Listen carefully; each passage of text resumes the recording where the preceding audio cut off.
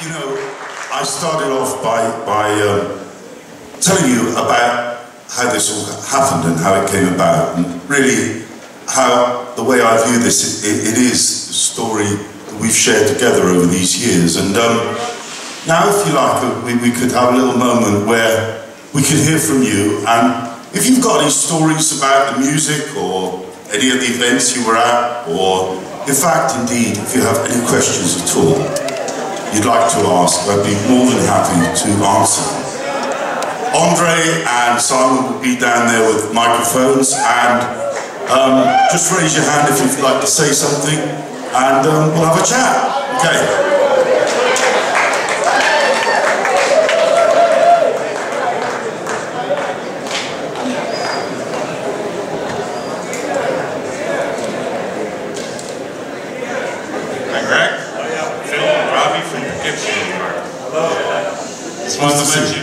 Just wanted to let you know, Closer to Believing was our wedding song.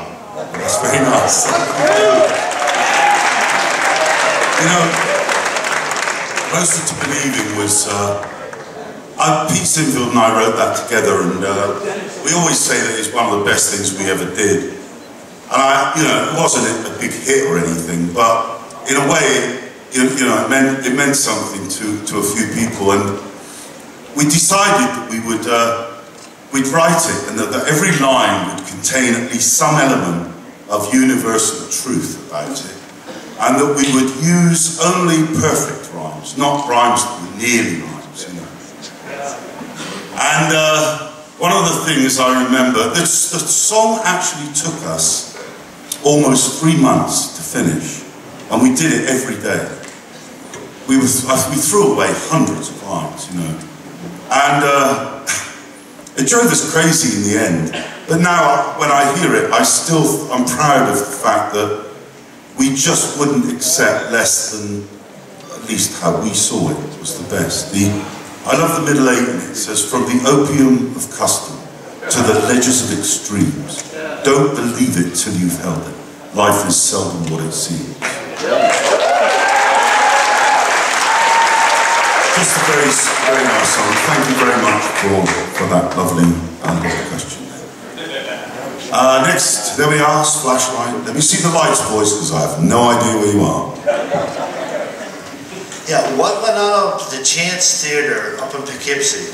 Keith came out wearing the cowboy outfit with the knives on the sides there, hopped on the Hammond B3 and rocked it into the crowd, and we shoved them back on. Yeah. It was something we often we did, it was part of the stage act of the LP, and it always was great, and people always loved to see it, and I don't know if I can tell you a lot more about it, because in and of itself, that is it. There's no story to it, but it is there is actually a story about it. Keith I think, discovered it. There was a guy called Don Shin, a keyboard player that you probably never heard of, in Bournemouth, and he started doing it with screwdrivers. And Keith saw it, thought that'd be an interesting idea, and adapted it to daggers, and then got on the thing and started riding it. It was very dramatic. It was good. But thank you very much for that. Thank you. In '77, my brother and I were here tonight. We were in Madison Square Garden with the 70-piece orchestra. Oh, yeah! Thank you. 16 years old. I remember during one of your acoustic songs, somebody blew off an M80 in the back of the Madison Square Garden, and you stopped in the middle of your song to get the audience settled, and then you did a little speech and you went back. Do you remember that? I kind of do, actually, now you bring it up. It's amazing. When you write an autobiography, it's just amazing how things trigger.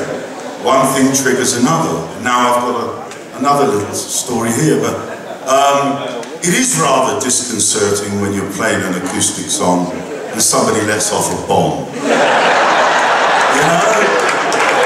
And funny enough, earlier tonight, backstage, I was telling the story about when ELP one night, we were playing in a place called the Circus Kronenberg in Munich. And it's an actual circus tent. And during the week, it's a circus, you know, with lions and elephants and clowns and everything. And at the weekend, it becomes a concert venue. They have concerts. And so this weekend it was ELP, and same thing, I was up there doing an acoustic song. And at the time, there was something called the Red Brigade. And they were a nasty bunch of thugs who believed that concerts should be free. I mean, we all think they should be free, but but they were prepared to be nasty. And so when I did my acoustic song, this was a chance for them to try and shout me down.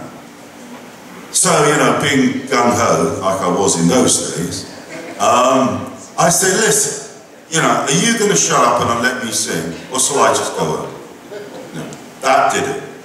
There was a riot. They started rioting. And all of a sudden, at the back of this circus tent, the cloths opened up, and there was a fire engine with hoses. And they just turned them on.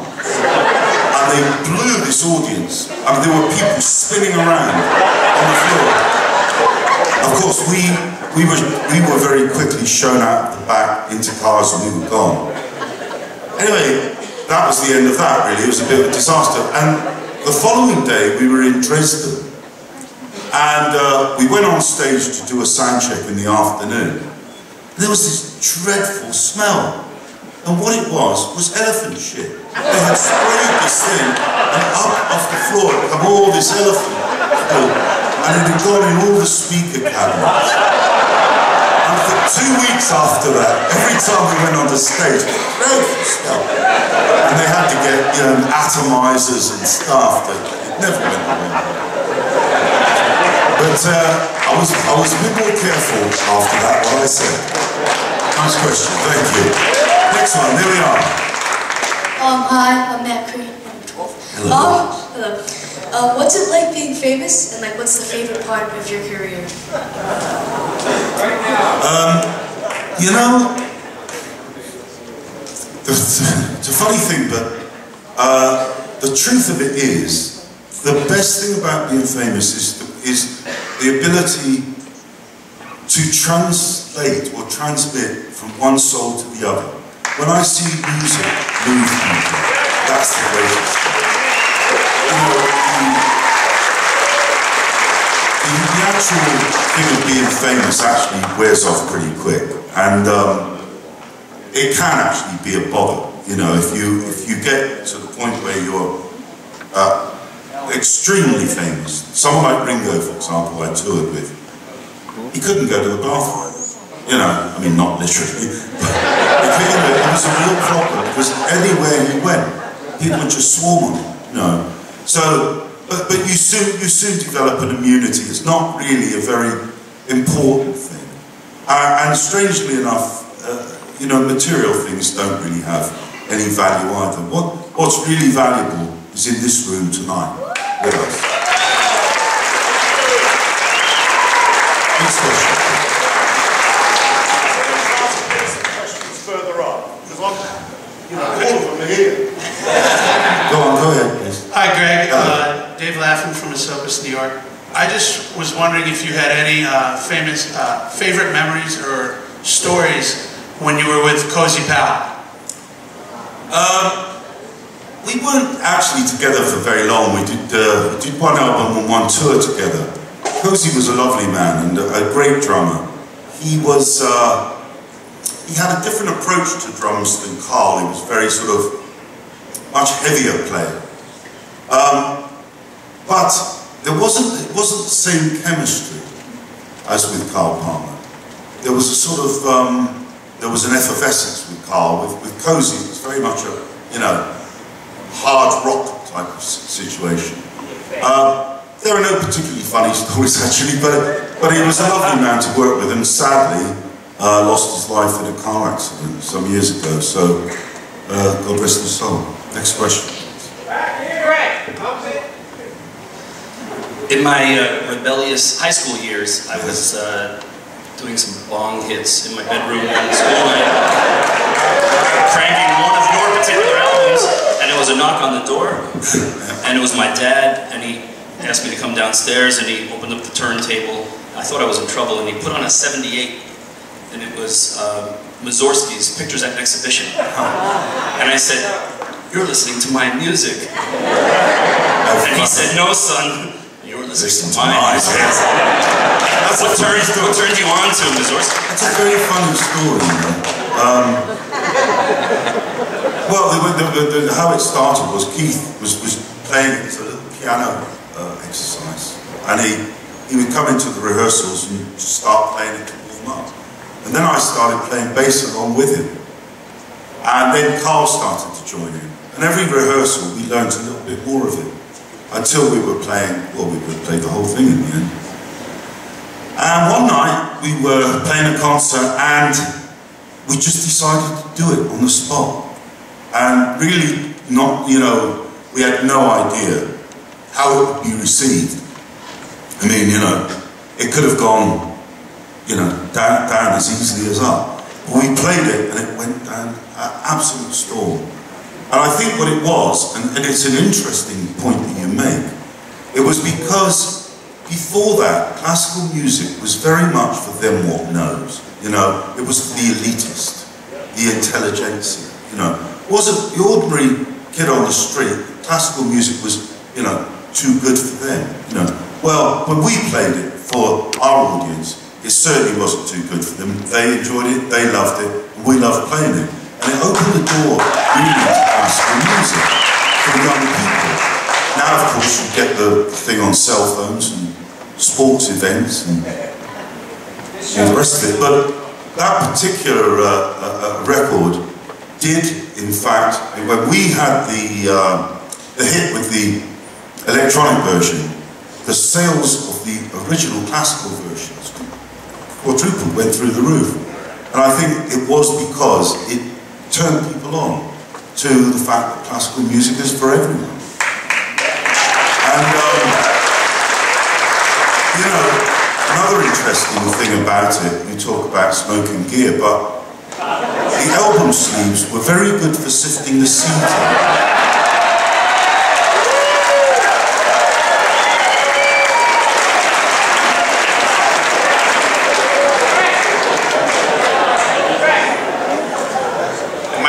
Yeah, you're on now.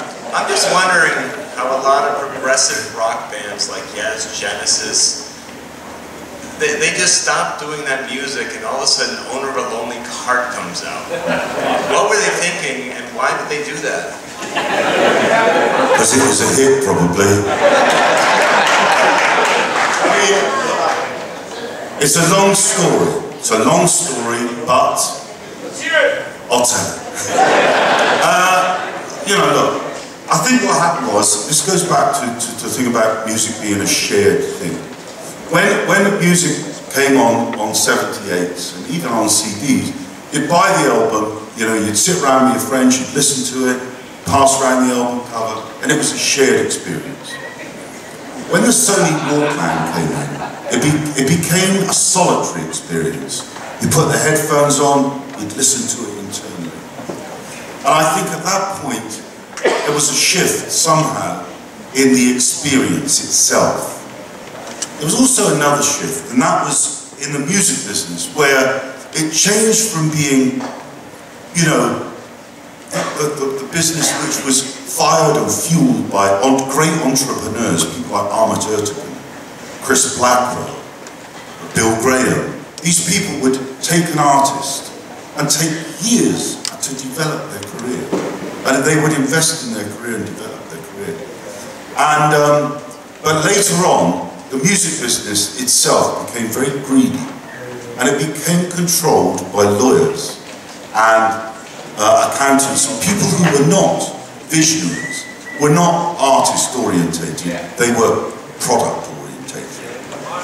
And so the only thing that mattered was the hit record. You know, it was just get a hit at all costs. And what the difference between the people who were the lawyers and accountants and the visionaries was, the visionaries looked forward and said, this is an original group, and this is an original artist, they could be great in 5 years' time. The accountants and lawyers looked back and said, look, these beans have been selling very well. Let's give them more beans. So, you know, records started to be made in a sort of commercial format, and one just the same as the other. For instance, in 1970 or 1970, if you put on any record, for instance, Jimi Hendrix, Pink Floyd, The Who, ELP, Led Zeppelin, you would know within 3 seconds who that was. Right. Nowadays, you could put on a record, you get to the end of it, you don't know who it is. Because they're all really very much the same.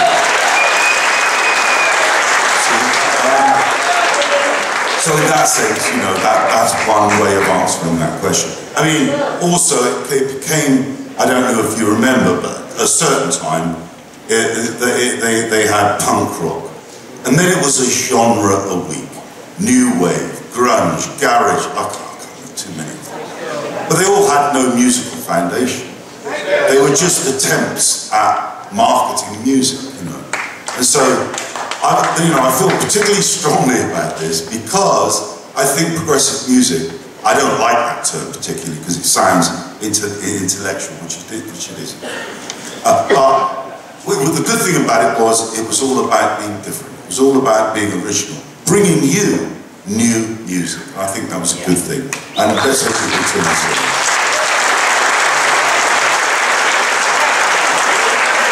Hi, Greg. Hello. You have the voice of an angel, and it's just a thrill to see.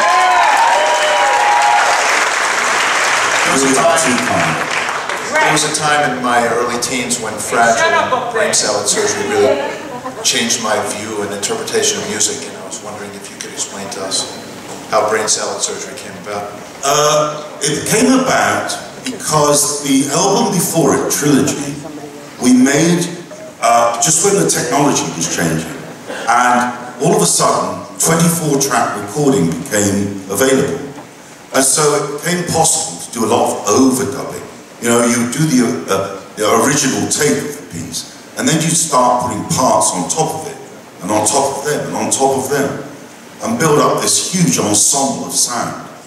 Problem was that when we came to play it live, we couldn't replicate all the overdubs. And so we realized this was a real problem, and so what we said we'd do is the next album we made, we would play it live before we recorded it. And although this sounds extreme, what we did is we actually bought a cinema in London, and we took all the seats out, and we set up gear on the stage, and we started to literally write a performance record. And that is where the line, "Welcome back, my friends, to the show that never ends."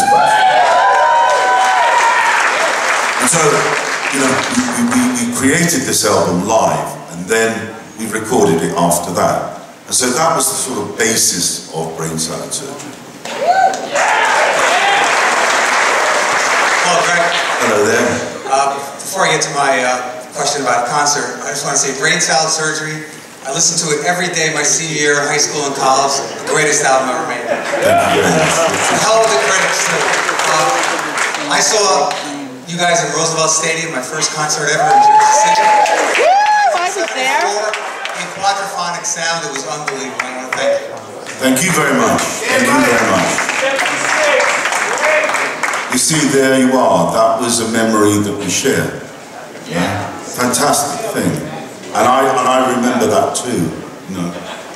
And to live through these memories is for me is very important because they were great days, you know, fantastic days, days of our youth and days of great music. The music was colourful, the fashions were colourful, and I think it was a privilege to be alive then. Okay. Oh yeah, one more question. Thank you, Greg. I want to get back to something that was brought up earlier. Like many people here, I was also at Madison Square Garden for the orchestra. Yes. And it always fascinates. It was the greatest ELP show I ever saw, and it was still to this day, any artist, the greatest show I ever saw. How much rehearsal time did you have with the orchestra? How many times did you use the orchestra? And how the heck did you guys even make any money using the orchestra? Well, it was rehearsed in Montreal, underneath the Olympic Stadium, I think we did 3 weeks with them. I could tell you some statistics about the show itself. There was 6 people mixing the sound. There was 140 people on the road, I believe. It cost us $3 million of our own money back then, you know, which was, I don't know what it would be now, but it was a hurt for the man. We did, I don't know how many shows, to be honest with you, quite a few, but in the end, it just proved to be so unwieldy. I remember one night, I was looking for the tour manager. We used to book hotels, not rooms, whole hotels. And I would go up, you know, looking for the tour manager, and I'd go up floor by floor in the elevator, and I'd pop my head out, and I'd look down the corridor, and there would be all these room service trays with buckets with wine bottles stuck upside down in them. And I realised I was paying for it all. And so one night, we decided we had to draw it to a close. It was just too expensive. And it was an amazing thing because it was a young orchestra. They were all young people. They'd come from Juilliard and these places. They were terrific players. And they loved what they did. They just loved being on the road. And there was a lot of tears when it ended. And there were some really great nights. And I'm very glad to have shared that one with you. Thank you very much for these lovely questions. Thank you very much.